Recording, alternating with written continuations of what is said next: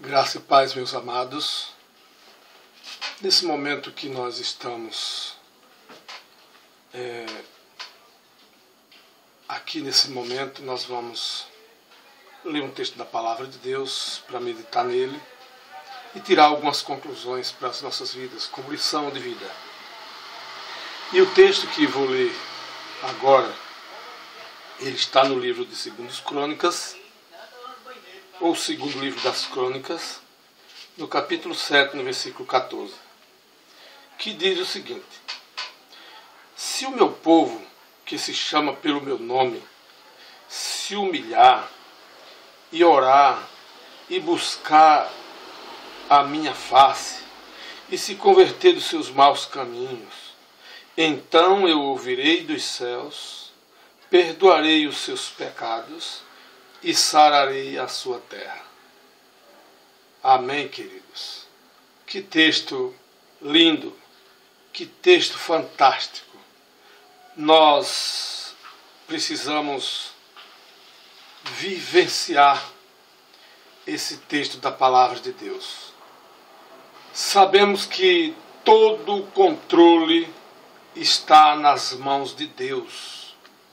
Nós sabemos que Deus ele é poderoso para resolver todos e quaisquer assuntos de ordem material, física, moral e espiritual.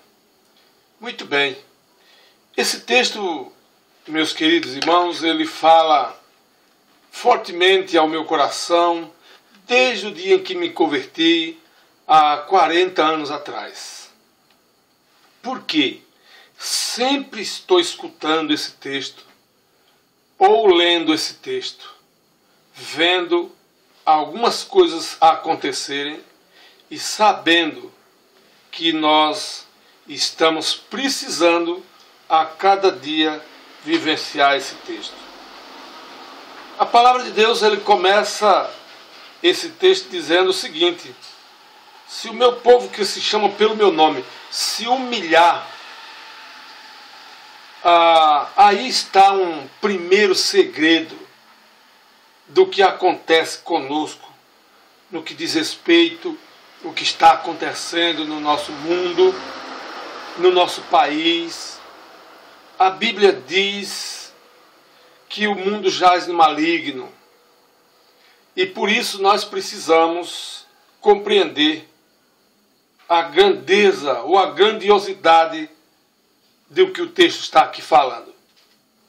Precisamos ver que humilharmos, amados irmãos, diante de Deus, ela precisa ser, o cristão precisa reconhecer verdadeiramente que ele é incapaz de viver talvez a vida pura, real com Deus, e que ele precisa estar constantemente se humilhando diante de Deus, em pedir perdão, em conversar com o Senhor, em lhes dizer que é fraco, que é falho, que é pecador, que ele depende do Senhor. Outra interessante palavra que ele diz aqui na questão do humilhar-se é o homem reconhecer a sua pobreza espiritual. Nós, cristãos, muitas vezes somos arrogantes. Nós, muitas vezes, vivemos uma vida de nariz empinado, como diz o ditado comum, porque nós não nos humilhamos diante do Todo-Poderoso. Então Deus diz que nós precisamos nos humilharmos. A outra palavra, queridos, que nós precisamos tirar como exemplo nesse texto é buscar a face de Deus. Ele diz: buscar a minha face. Nós não estamos buscando a face de Deus para resolver os problemas do Brasil. O Brasil está enfrentando um problema de ordem material, econômico, que é de ordem espiritual, de ordem moral. O Brasil está perdendo a moral. E nós, amados, não estamos buscando a face de Deus, para que Deus assuma o controle. Eu me lembro de uma palavra, uma passagem que eu li no livro, contando a história da igreja, onde ele fala que John Knox, ele enfrentou, ele se interviu entre o povo da Escócia e Deus. Ele interagiu e ele buscou a face do Senhor a tal ponto que a Escócia foi considerado um país cristão. E nós, os brasileiros, estamos esquecendo de buscar a face do Senhor, o Deus Todo-Poderoso, que pode resolver os nossos problemas, que pode fazer com que nós tenhamos uma real convicção de que Deus faz, que Deus resolve os problemas da nação, desde que Ele interaja mediante a nossa fé, que nós venhamos a buscá-lo, que nós venhamos a clamar por Ele, desde que nós estejamos interagindo em prol da nação. Hoje, nós observamos os nossos líderes espirituais, que eles perderam essa visão de buscar a Deus para interagir, para que o país adquira uma nova moral, uma nova mentalidade, inclusive espiritual. Nós estamos desligados disso. Não estamos mais preocupados com isso. Hoje, a onda é: a minha igreja, ela tem que crescer. A minha igreja tem que ser a maior. A minha igreja, ela precisa sobressair no meio de tantas outras mil que existem no nosso país. Meus amados, Deus, Ele quer que façamos essa observação da sua palavra, em buscar a Deus, enquanto nós podemos achar, diz o texto de Isaías 55:6, e invocá-lo enquanto Ele está perto. Outra coisa que nós precisamos observar, queridos, é a questão do se converter. Ah, que palavra dura! Se converter.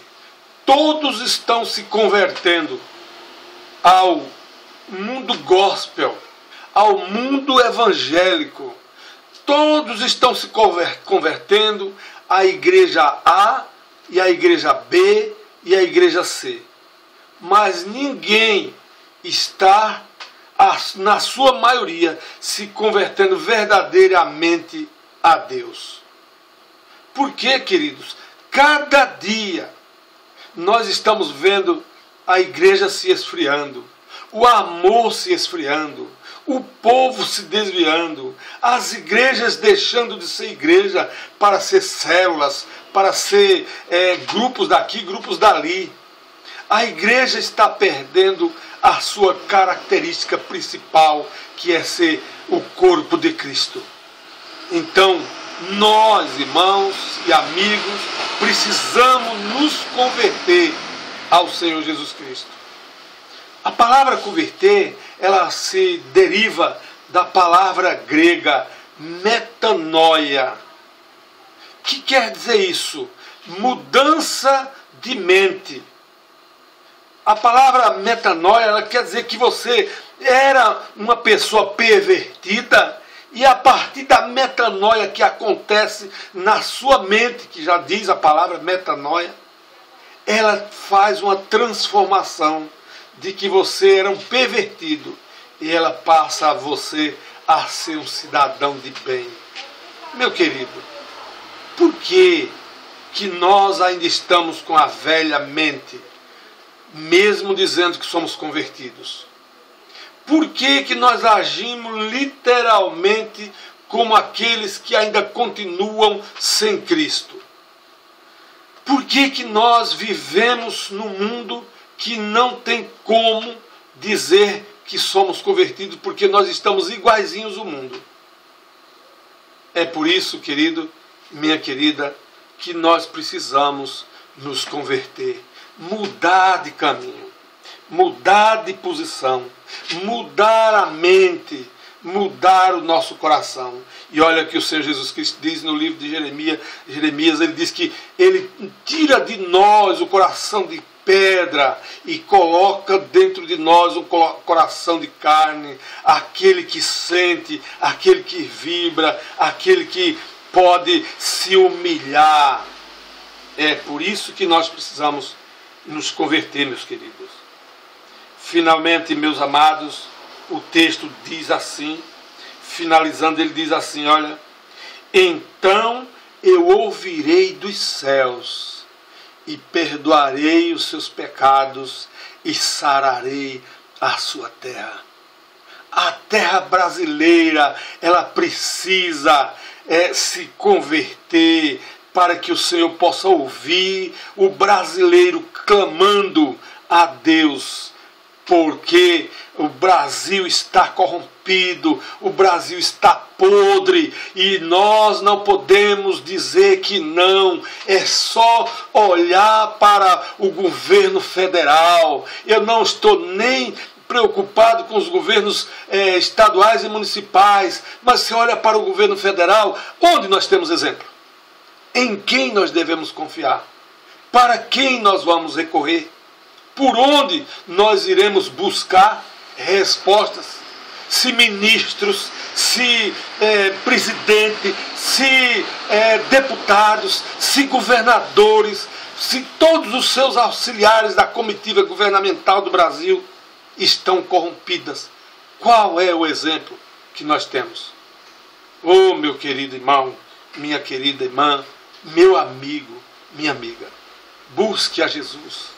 Se converta, se humilhe diante do Senhor, busque a face do Senhor, para que Ele possa ouvir dos céus e aí perdoar os nossos pecados. E de repente Ele diz que sarará a nossa terra, a terra brasileira, celeiro do mundo, cheio de águas, cheio de guloseimas de todas as espécies, de raiz, de frutos que dá na nossa terra. Já havia até um comercial antigo que dizia que no Brasil de tudo se plantando dá. E nós estamos desperdiçando ao invés de buscar ao Senhor. Creia nisso. Por isso, meu querido, para finalizar esse pequeno vídeo, eu quero que você dê graças a Deus, busque a Deus, se humilhe diante de Deus, se converta a Deus, compartilhe essa palavra para que outros possam fazer o mesmo, para que você possa alcançar outros para Jesus.